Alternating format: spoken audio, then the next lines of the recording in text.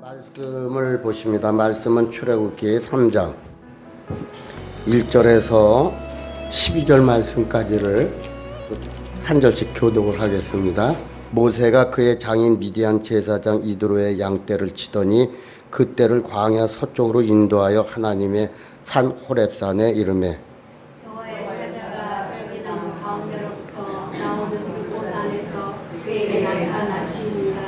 그가 이 떨기나무 옆에 묻혔으나 그 떨기나무가 사라지지 아니하는지라. 이에 모세가 이르되 내가 돌이켜 가서 이 큰 광경을 보리라. 떨기나무가 어찌하여 타지 아니하는고 하니 그때에 여호와께서 그가 보려고 돌이켜 오는 것을 보신지라. 하나님이 떨기나무 가운데서 그를 불러이르시되 모세야 모세야 하시매 그가 이르되 내가 여기 있나이다.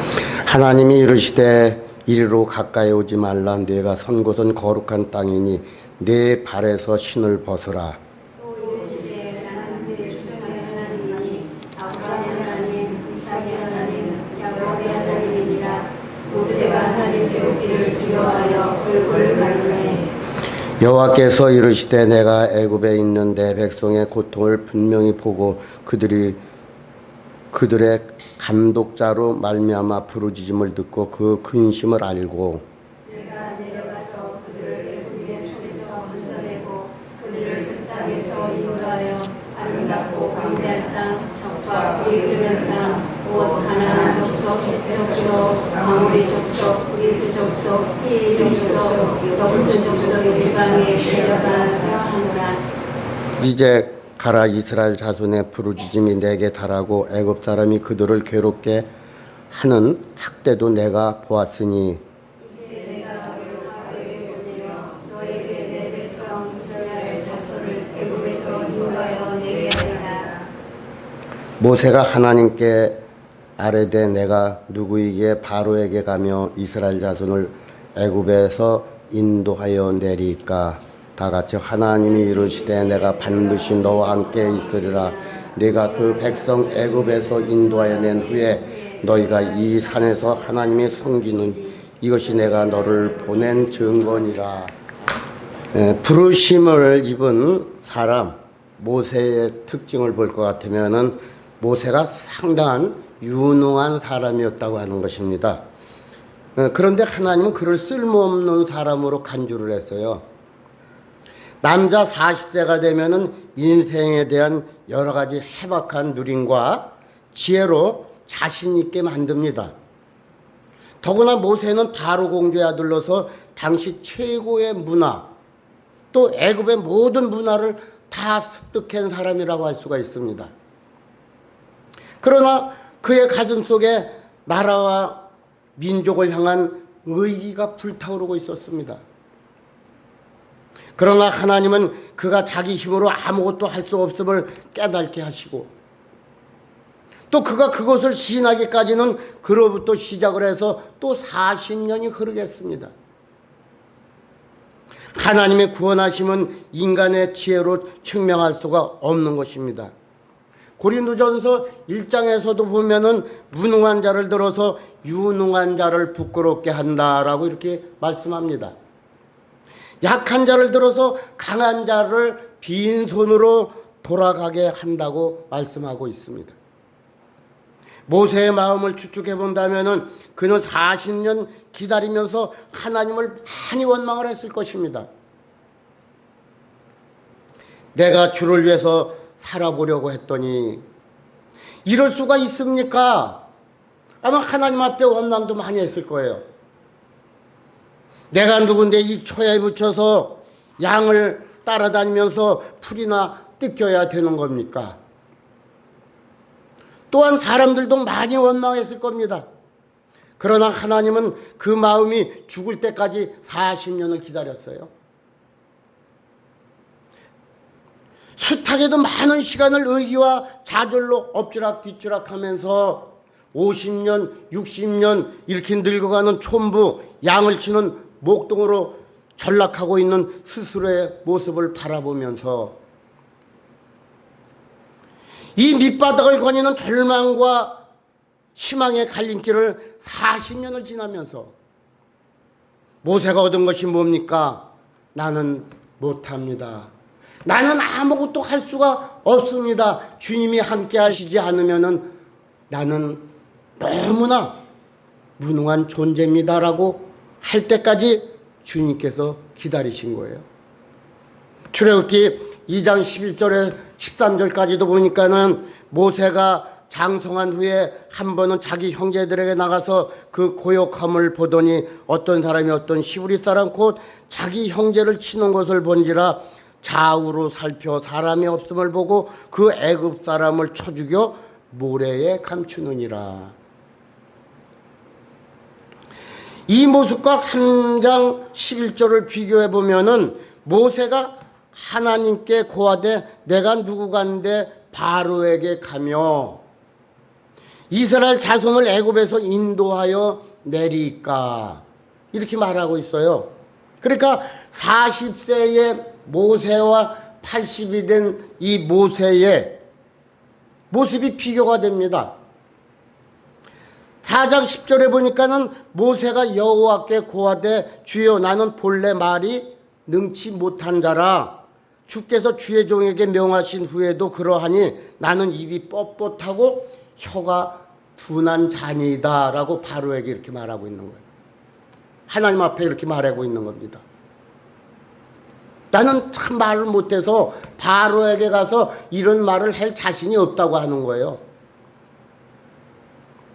그리고 사도행전 7장 22절에 보니까 스데반의 설교 가운데서 모세를 가리켜서 말과 행사에 능한 자라 이렇게 스데반 그렇게 평가하고 있습니다. 모세를 아주 말을 능한 자라는 거예요. 말을 정말로 잘한다는 겁니다. 그런데 80이 됐을 때 모세는 겸손해지고 온유해졌기 때문에 자기는 정말로 말을 할 수가 없으니 하나님 앞에 딴 사람을 시키면 안 되겠습니까? 라는 말이에요.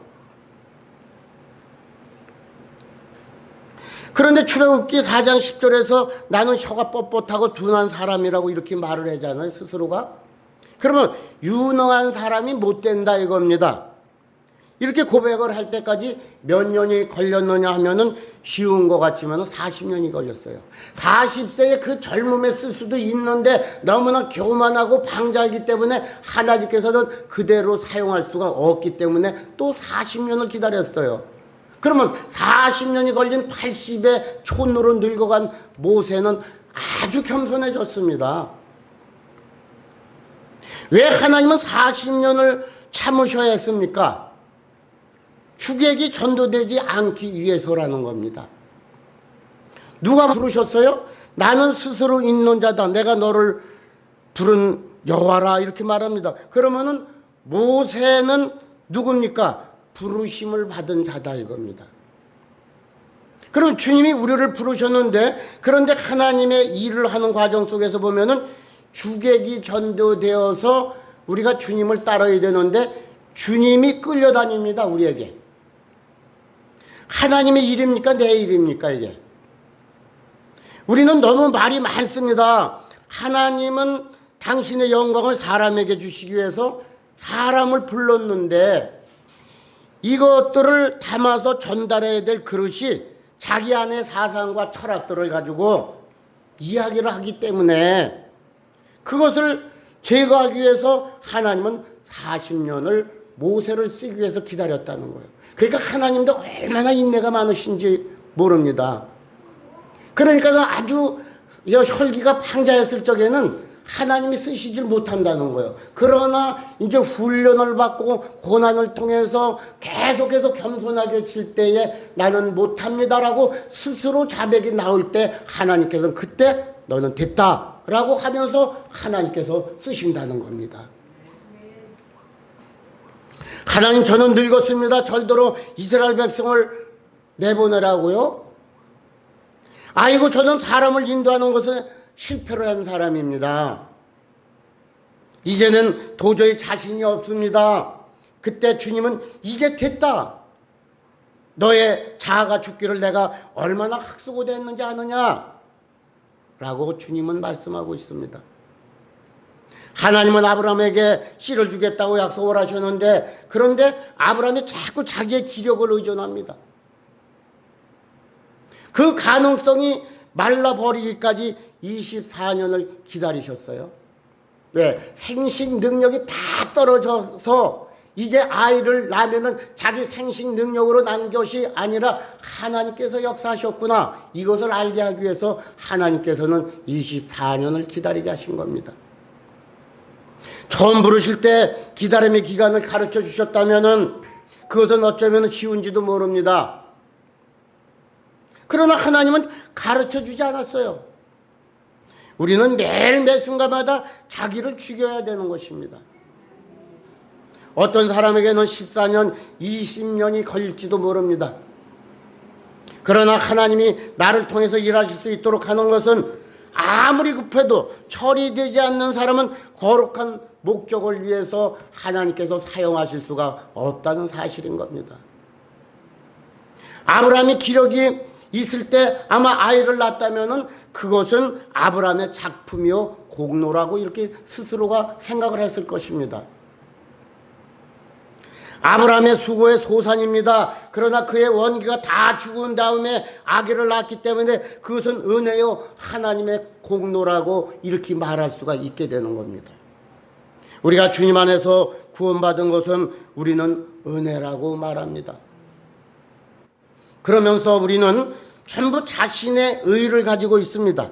말은 은혜라고 말하지만은 우리 몸에서 묻어나오는 것은 자기 행위, 자기 공로, 자기 영광이라고 이렇게 생각을 하게 됩니다.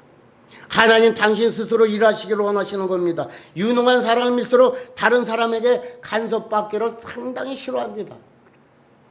그래서 똑똑한 사람일수록 오래 걸리는 거예요. 왜? 하나님이 그를 다듬어서 다시 사용하기 위해서는 많은 시간을 필요하기 때문에 그렇습니다. 하나님은 40년을 참아야 했어요.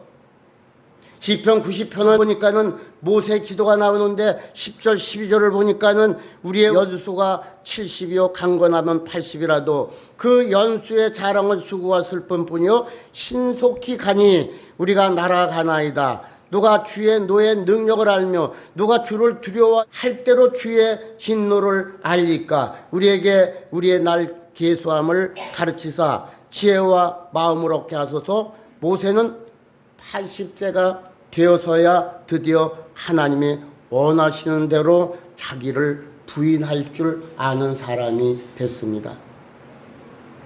내가 아무것도 아니라는 것을 좀 더 일찍이 깨달았다면은 하나님의 날수가 훨씬 단축되었을 것을 후회하는 거예요. 수고와 슬픔의 세월들을 나는 덧없이 80년을 보냈구나. 인생이 오래 살다가 보면은 이제 지나온 모든 나의 삶을 돌아다볼 적에 얼마나 내가 어리석고 정말로 미련스럽게 살았는지 깨닫게 됩니다. 이것이 모세의 탄식입니다. 한번 생각을 해보세요. 양의 꽁무니만을 쫓아다닌 모세의 몸에서는 아마 양 냄새, 여러 가지 냄새가 났을 겁니다. 촌부에 불과합니다. 좋은 세월 다 살았어요. 40대 모세의 얼굴과 다 끝났다 절망하는 80대 촌부의 모세의 모습을 비교해 보시길 바랍니다. 어떻게 달라졌을까? 우리에게도 필요한 훈련의 기간이 있습니다. 뜨겁게 기도하는 날은 모든 것이 다 가능할 것 같이 생각이 듭니다. 자도 쉽게 부인이 되고 순교도 할 결단을 합니다. 열심히 기도하면서 성령이 좀 충만하면은 제가 아버지를 위해서 순교하겠습니다. 이런 기도도 해요, 우리가요. 그러나 돌아서서 가정에 돌아오면 또다시 나의 분노, 혈기가 서서히 오르기 시작하잖아요. 또 엎드리지만 다시금 자아가 살아납니다. 모세의 혈기를 죽이기 위해서 40년이 필요했습니다. 우리의 훈련의 의미는 자아를 죽이는 거예요. 우리는 광야의 세월들을 삽니다. 그리스도에 더불어 투명했던 세월들은 연륜이 필요합니다. 구원받은 이후에 5년이 지났건 10년이 지났건 투쟁의 흔적이 있어야 되는 거예요.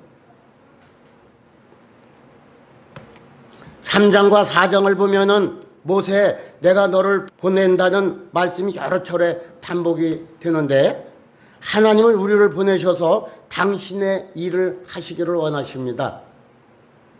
그러면 긴 세월 기다리셔서 우리를 훈련시키고 수많은 사람들을 핏값으로 지불하시고 또 목자들을 통해서 나를 섬겨주신 것을 목적이 있는 거예요.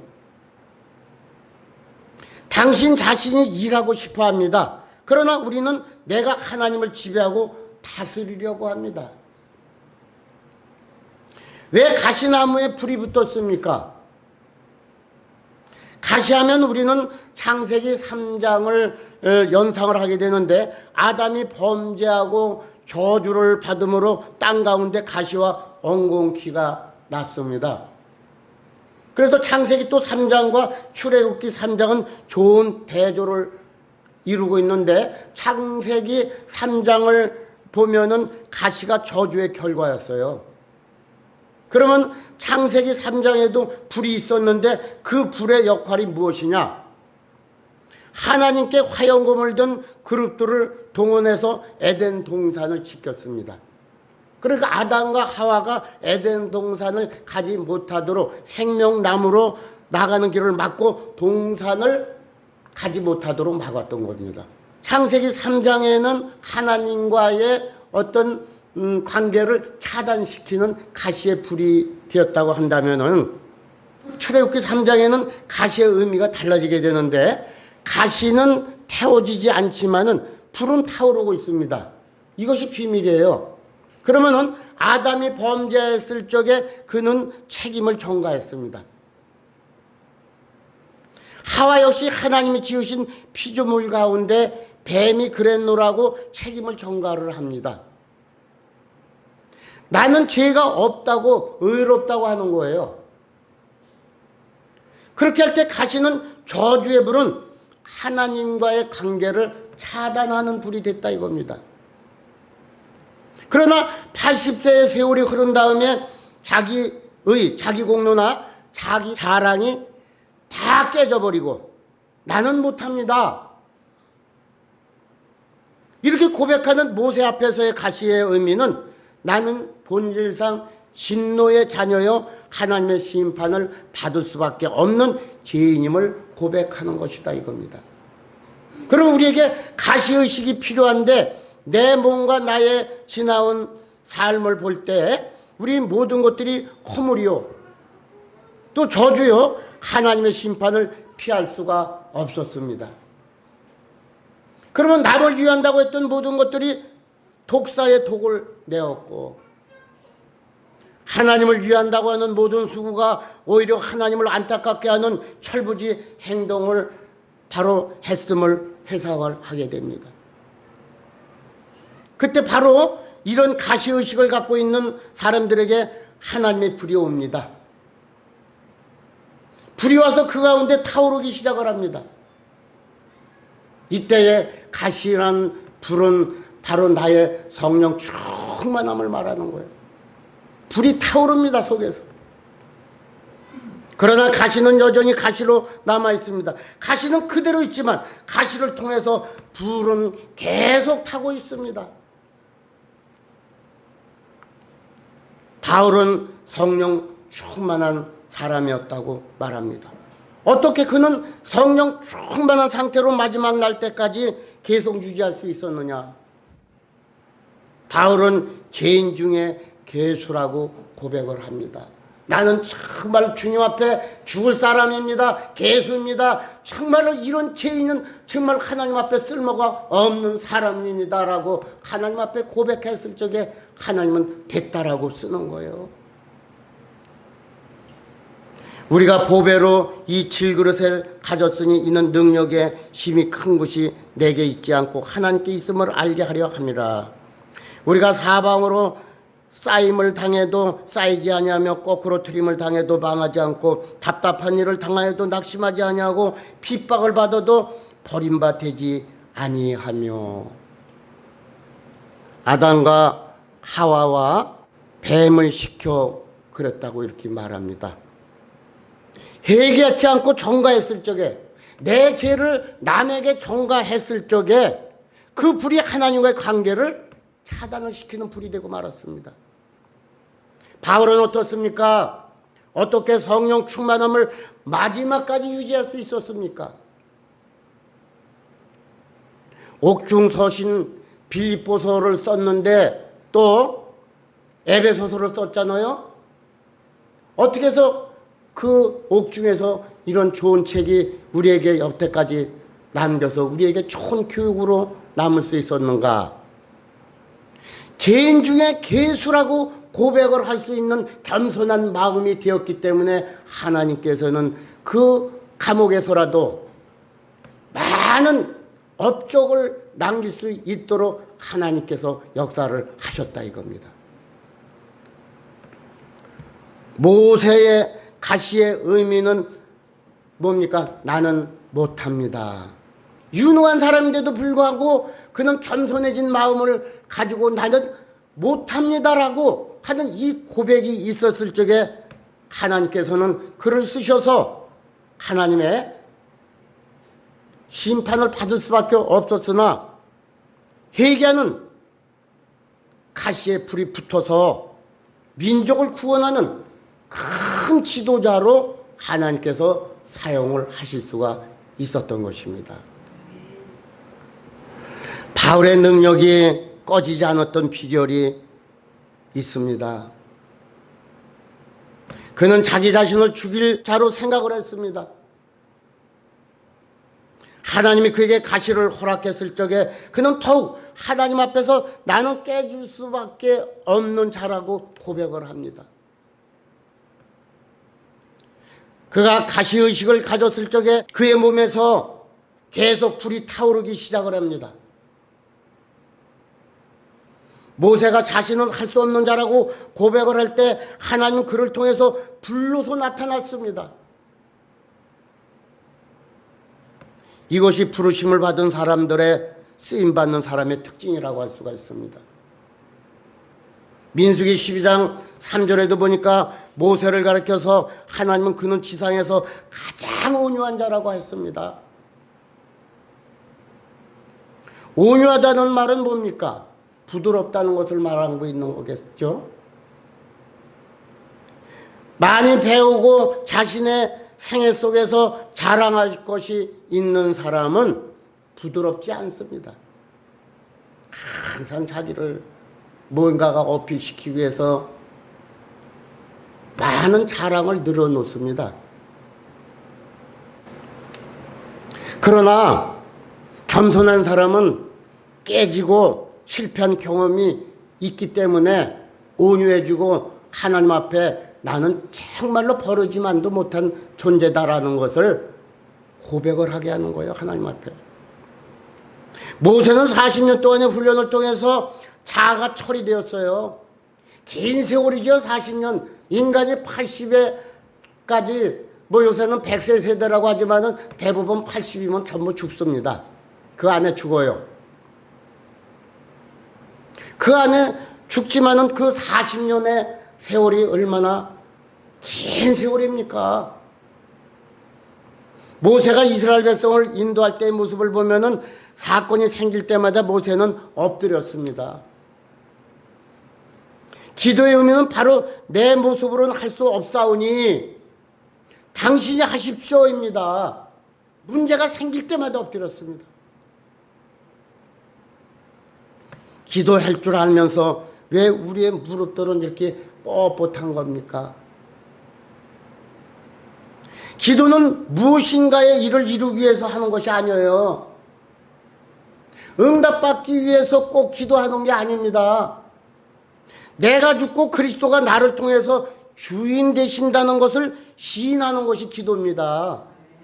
그래서 하나님을 위해서 기도하게 될 때 내 일이 이루어지는 거예요. 그런데 하나님이 이런 뒷전이고 내 일을 이루기 위해서 항상 금식하고 작정하고 그냥 이러면서 매달리잖아요. 우리는 하나님 앞에. 예수님은 무엇 때문에 그렇게 탄식하면서 기도하셨습니까? 능력이 없어서 기도했어요? 그분이 하나님이신데. 기도라고 하는 것은 하나님의 주권을 인정하는 거예요. 겟세마네 동산에서 시험이 들지 않게 깨어 기도하라고 할 때에 제자들은 기도하지 않았습니다.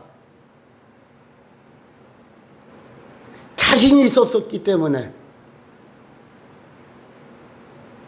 그러나 그들이 언제 기도했느냐? 실패한 이후에 기도했습니다. 스스로 보장을 삼았던 일들이 다 무너져 버릴 때, 껍데기만 남았다고 하는 비참한 자기 절망을 가진 후에야 순종하며 기도할 수 있었다는 거예요. 사람은 이렇게 교만합니다. 가시의식을 가진 제자들에게 오순절날 불이 붙었습니다. 성령이 충만해졌어요. 기적이 일어났습니다. 그들의 연약함, 그들의 가시는 그대로 남아있으나 그들 가운데 불이 타오르기 시작했어요. 성령의 불이 타오르어서 뜨거워졌습니다. 사명감을 가졌어요. 하나님을 사랑하는 마음이 100배로 생겼습니다. 이 불길이 예루살렘과 온 유대와 사마리아 땅끝까지 전파되기 시작을 했습니다. 하나님의 복음이. 부르심을 받은 사람의 모습입니다. 이것이. 하나님 우리를 처리하실 때 변명하거나 합리화시키려고 하지 말아야 된다는 것입니다. 고난은 고난으로서의 의미가 있는 겁니다. 의미 없는 고난이 없습니다. 고난을 통해서 나의 이 교만, 또 자랑, 뭐 이런 하나님의 것이 아닌 이런 모든 것을 우리의 마음에서 모두 제거하기 위해서, 뽑아버리기 위해서, 구겨진 것을 쭉 피기 위해서 하나님께서 세월을 연단을 시키는 거예요. 긴 세월을 연단시킵니다. 이거 가지고 쓸 수가 없기 때문에. 그걸 가지고 쓰게 되면은 주객이 전대되는 꼴이 되는 거예요. 하나님을 오히려 끌고 다닙니다. 이렇게 해서는 하나님이 쓰실 수 없기 때문에 우리 잘못된 부분, 교만한 부분, 이런 것을 제거하고 뽑기 위해서 하나님께서는 아프지만은 우리의 인생 속에 여러 가지의 이 고난을 나열해 놓으시고 통과하라고 하는 거예요. 그래야 겸손해진다. 그래야 내 일을 할 수 있다고 하시는 겁니다. 하나님께서. 실패할 때 실패로 가슴속에 깊이 새기는 작업이 필요합니다. 내가 의존했던 것들을 다 버리고 엎드려야 된다 이겁니다. 그때 하나님은 가시떨기나무에 당신의 불을 지피시는 거예요. 그분이 만약 우리 가운데서 타오르지 않는다면 나는 저주 아래 있는 것입니다.